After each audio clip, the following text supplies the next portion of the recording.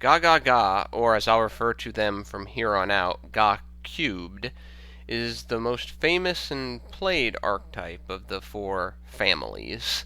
It is interesting to see the lack of success Ga Cubed has produced over the years. They have versatility, power, and speed, all critical elements to being successful. So how can Ga Cubed tangle with the best deck? Starting, we'll look at the direct support first, as we are wont to do on this channel. It is not a bad card, but it's also not a good one. It does not receive any special effects for being a Ga Cubed monster or being run in a Ga Cubed deck. So if you need to prevent an OTK rush, use one of the more generic monsters like Battle Fader. You could even use something like Gores, because not like Ga Cube decks typically have a lot on the field that just sit there. Magician is the key card in the archetype. It takes the Ga Cube deck from being a slightly below average rank 4 to possibly the best overall XZ deck in the game due to its versatility. Magician is the linchpin to all of the XZ combinations, and a number of the other Ga Cubed monsters are basically built around Magician. Run 3 copies, or stop playing the deck. Mancer is a nice card, but fraught with restrictions. The positive of Mancer is the wolf bark-like effect. The negative of Mancer is the fact that its restriction is heavily handicapped by the fact that only 2 Ga Cubed XZ monsters even exist. However, Mancer's effect is useful enough to warrant running 1 copy for kind of emergency situations. For example, the 500 attack secondary effect can make Ga Cubed Samurai a 2400 double attacker, or Ga Cubed Cowboy basically what might as well be, due to its attack increase and attack reduction on its target, a 3500 single attacker, which is nice to have in emergency situations. Caesar is just horrible because Magician's effect, along with a large number of other Ga Cubed monster effects, eliminates the need to run high-level monsters for the purpose of making high-level XZ plays. Even if Magician was banned, Caesar would still be bad because you'd have to really kind of jury-rig the deck that you'd lose the general theme that Ga Cubed has, and you'd heavily limit the usefulness of their excellent spell and trap support. Girl is a nice support card to help Magician make a variety of XZ plays. Unfortunately, the biggest drawback to Girl is the lack of any type of special summoning capacity, but I think it's a fair drawback. Her XZ effect does produce a similar effect to number 36, Chronomaly Chateau Huruk. This opens the door to actually running number 33, Machu Mech, in this extra deck, which can produce a secondary win condition through its OTK. However, of the 3 big combo cards with Magician, I do find Girl to be the least useful, so I only run 2 copies. Child has exactly what a Ga Cube deck needs, with its innate special summoning to help maximize efficiency with Magician. Of course, the lack of a battle phase on the turn it activates its level change effect hurts, but fortunately, there are a wide number of XZ monsters that you'd rather summon to the field a turn early and not have a battle phase than wait a turn to get them on the field. Clerk's utility would have skyrocketed in this deck if it were a tuner, which would have offered a secondary build possibility as well as basically pulling your hair out over extra deck design because space is already tight, as well as it would have also taken some pressure off Magician. Unfortunately, Clerk is not a tuner, and really only exists to help make rank 2 plays, which it can do very effectively, especially in combination with Child. Unfortunately, because Ga Cubed is in my opinion, more XZ toolbox deck, there are almost no room for rank 2 XZs in the extra deck. Thus, running Clerk is rather useless, at least in this type of build. You can produce kind of a swarm build around it, especially using something like Ga Cube Tag, but I feel that deck has too much of an OTK inconsistency feel for it to actually be effectively competitive. Remember when I said Child has exactly what Ga Cube deck needs? Yeah, Actually, Sister has exactly what a Gagaga deck needs to support Magician. It's the second best monster in the entire archetype. For its spell, trap searching ability is ridiculously useful with the high quality spell trap supports that Gagaga have at their disposal. Its level binding effect also opens the door in combination with Magician to rank 9, rank 10 XZs as well. Sister is the main combo piece for a number of important plays that this deck will make. Finally, Sister takes some of the weight off Magician, for it can make a few non-rank 2 or rank 4 XZ plays by itself. So similar to Magician, either run 3 copies of Sister or don't play this deck. For the Gagaga XZ monsters, both are high quality, but the problem is because of the toolbox nature of this deck, there's a lot of extra deck space issues. I typically only have room to run 1 copy of either one or the other, largely because I run Mancer, so I feel like I have to run that 1 copy. And I find that Cowboy's 800 burn, or what might as well be a 3000 attack, is just more useful than Samurai's 1900 double attack.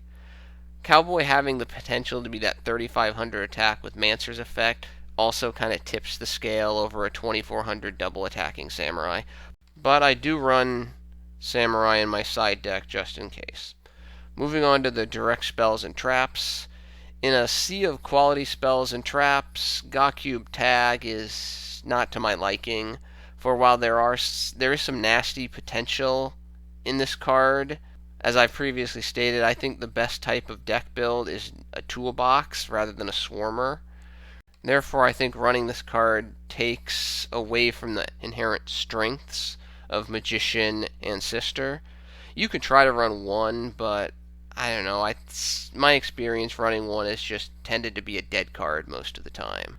Onomatopaira is one of the key speed cards in the deck, and one of the best search cards in the game.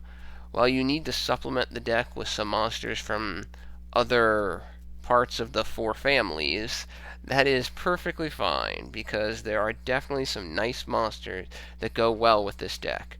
Definitely run 3 copies. Bolt is a nice 1-for-1 destruction card with versatility to destroy any card, not just monsters. Meeting the condition of having 1 Gagaga monster on the field is almost never a problem, especially because a number of the time you're just going to search this out with Sister. Sister's your card. You can activate it straight away.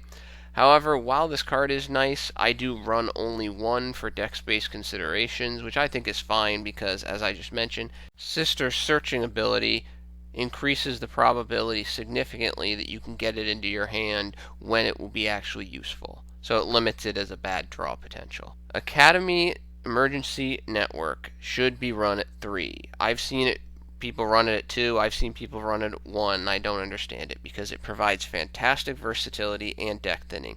The issue of not being able to special summon outside of XZ summoning for the rest of the turn is of little consequence. You just have to play appropriately. For example, if you have a Magician in hand, get Girl. If you have a Girl, Child, or Sister in hand, get Magician. 3 networks is essential in my opinion to maximizing the probability of getting Magician onto the field as fast as possible, either through drawing it or through network, for this deck really can only consistently and compete against the quote-unquote big boys when Magician is involved. Cards are usually high quality, especially when they do not involve discarding. Gagaga draw is not in my taste because it's too inconsistent. The problem is you don't want to banish Magicians from the graveyard, for you will need to special summon them from the graveyard for more XZ plays over the course of the duel. Thus, you'll have to wait until later in the duel to actually use this card effectively when other Gagaga monsters have found their way into the graveyard, which limits its overall usefulness. In a lot of respects, this card is pretty much a dead draw for the first 3-4 turns of the duel, which, some of the speed involved in Yugioh now, that basically it's just, wow, instead of drawing 5 cards, I drew 4.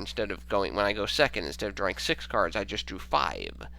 For me, my deck runs fine without any copies of Gagaga draw, and the brief period of time I did run them, getting them early really did suck. And that there's no real value in Ga-Cubed Wind. There's enough special summoning to speed through XZ plays in the deck via Network and Revenge and any other type of recursion you want to run. Also, I think Wind is kind of a little inefficient in this deck because there's just kind of a lack of targets.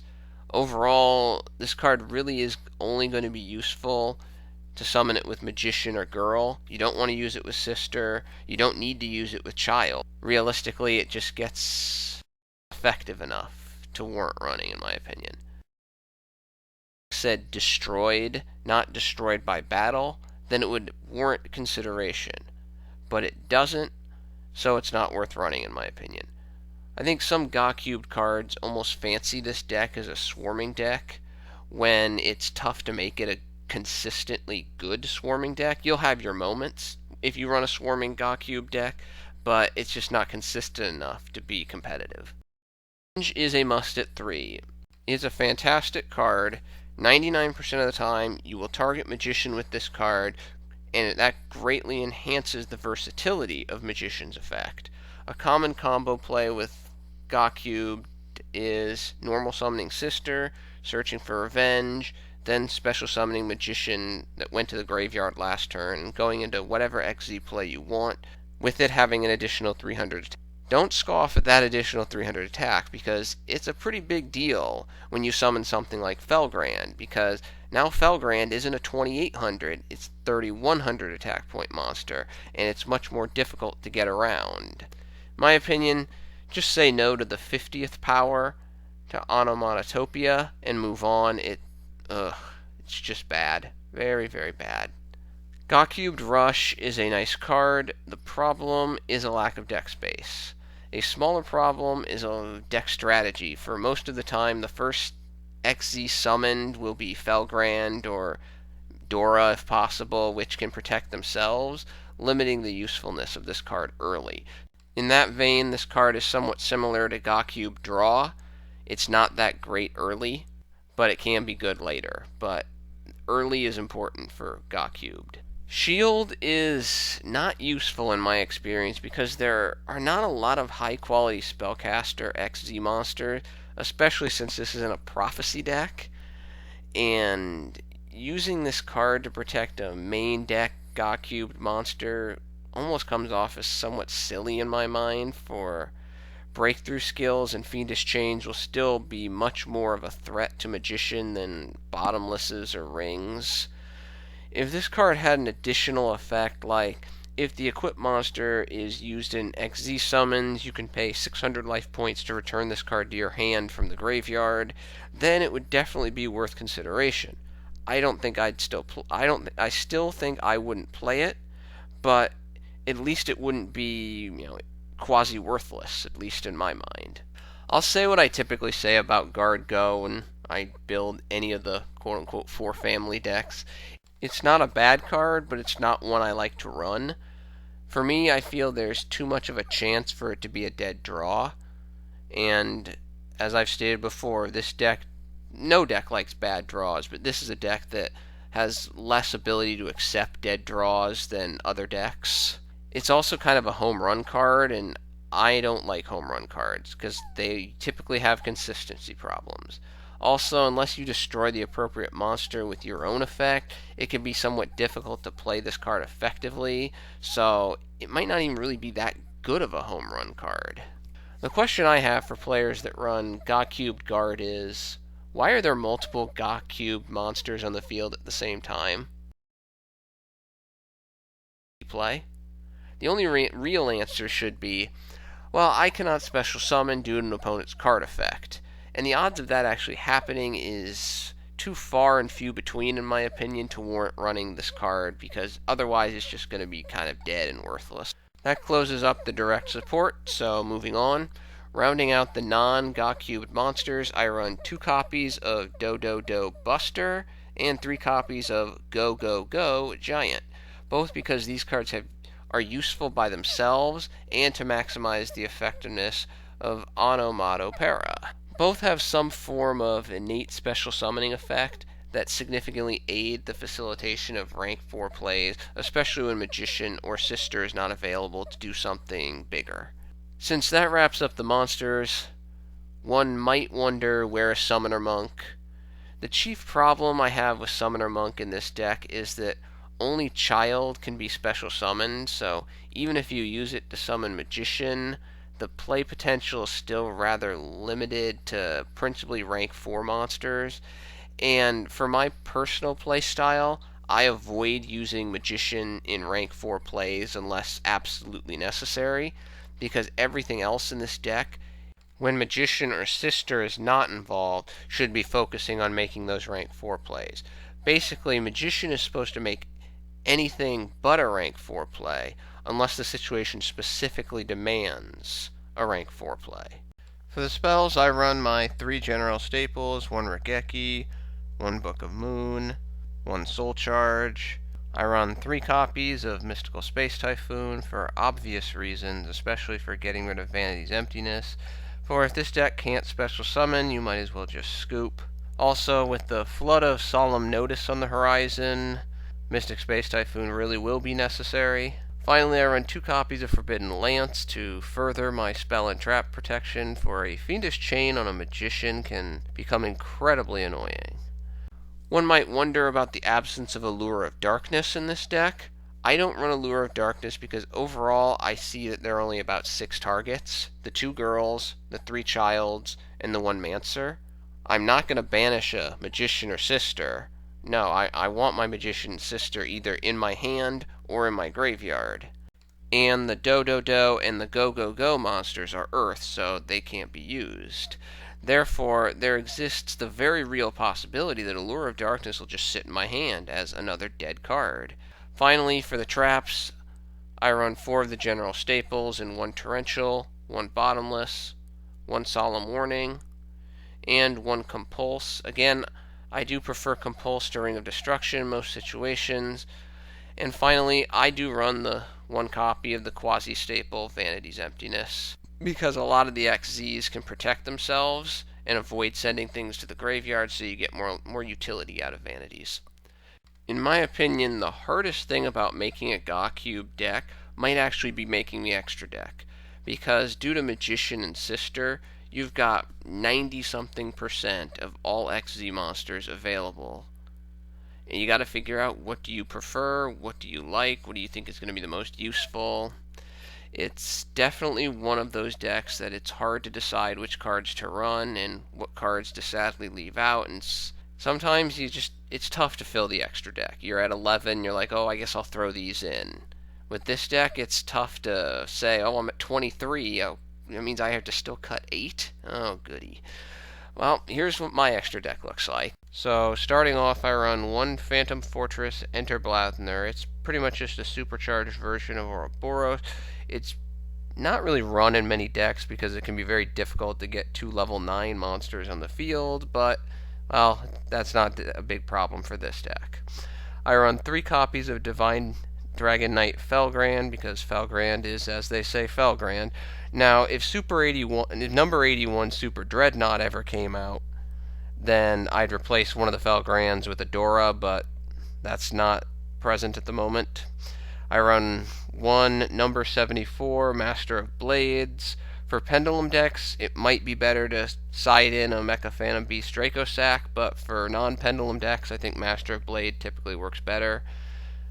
I also run 1 number 11 Big Eye. I run 1 Photon Strike Bounzer as the level 6 that I can kind of get out with the 2 copies of Dododo Buster.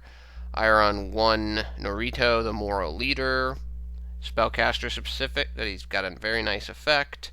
I run 1 Tiris, the Keeper of Genesis. I think it's a rather underrated rank 5. Can really do some damage and get some nice pluses. I run 1 Artifact Durendal. Always got to have the nice kind of quasi-negation with the effect changing.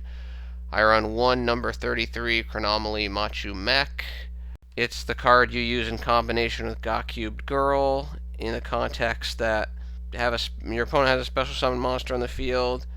You use Girl, You use Magician, or you can use Girl and you can use Sister, using Sister's effect as well. And go into Machu Mech.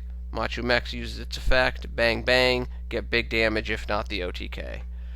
Because Exciton is banned, I run only 3 of the 4 so-called staples now, because there are only 3 staples. One number 101, one Castel, one XZ Dragon. In the end, Gacubed are one of those decks that really should be doing better in the meta due to their speed and versatility. I don't know, maybe players are turned off by the belief in the over-reliance on Magician without realizing that, yes, Magician is important, but it's pretty difficult for the opponent to shut down Magician completely unless you get really ridiculously unlucky. I think if you're looking for a competitive deck that almost no one runs, at least in my experience, this deck is definitely a good choice. Well, that's my Gacube deck. Thank you for your attention and your time. I'm out.